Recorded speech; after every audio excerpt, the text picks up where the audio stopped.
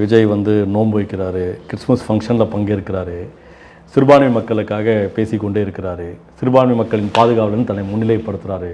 ஆனால் அவரை போயிட்டு எல்லா முஸ்லீம்களும் திட்டுறீங்களே. விசில் அடித்தா கொஞ்சம் முஸ்லீம்லாம் சப்போர்ட் பண்ண தானே செய்கிறாங்க. மார்க்க அறிவும் இல்லாத, உலக அறிவும் தெரியாத சில அப்பாவி இளைஞர்கள், அப்பாவி இளம் பெண்கள் தாங்கள் முஸ்லீம்ங்கிறதையும் மறந்துட்டு தங்களுக்கு அல்லாஹ்னு ஒருத்தர் இருக்காங்க, ரசூல்னு இருக்காங்க, குர்ஆன் இருக்குது, ஹதீஸ் இருக்குது, நமக்குன்னு ஒரு ஒழுக்கம் இருக்குது, நமக்குன்னு ஒரு பண்பாடு இருக்குது, இதெல்லாம் விட்டுட்டு கூத்தாடியுடைய பின்னணி தெரியாமல், கூத்தாடியுடைய பின்புலம் தெரியாமல், அவன் நம்முடைய ஈமானை கெடுக்க வந்த சதிகாரங்கிறதெல்லாம் தெரியாமல் சில அப்பாவி முஸ்லீம் சப்போர்ட் பண்ணிட்டு தானே இருக்கிறாங்க. இதெல்லாம் மீறி கூட நம்ம அவங்கள தடுக்கிறது தான் நம்முடைய பெரிய வேலையாக இருக்குது. அதிமுக, திமுக, காங்கிரஸ் மற்ற கட்சிகள் எல்லாமே இஃப்தார் ஃபங்க்ஷன் நடத்துகிறாங்க. அந்த ஃபங்க்ஷனில் உங்களை போன்ற இமாம்கள், மௌலானாக்கள், அரபிக் கல்வி பேராசிரியர்கள் எல்லாருமே பங்கேற்கிறாங்க. ஆனால் விஜய் ஃபங்க்ஷனில் மட்டும் ஏன் யாருமே பங்கேற்கல? என்ன காரணம்? அதிலே புரிஞ்சுக்க என்ன காரணம்னு சொல்லி.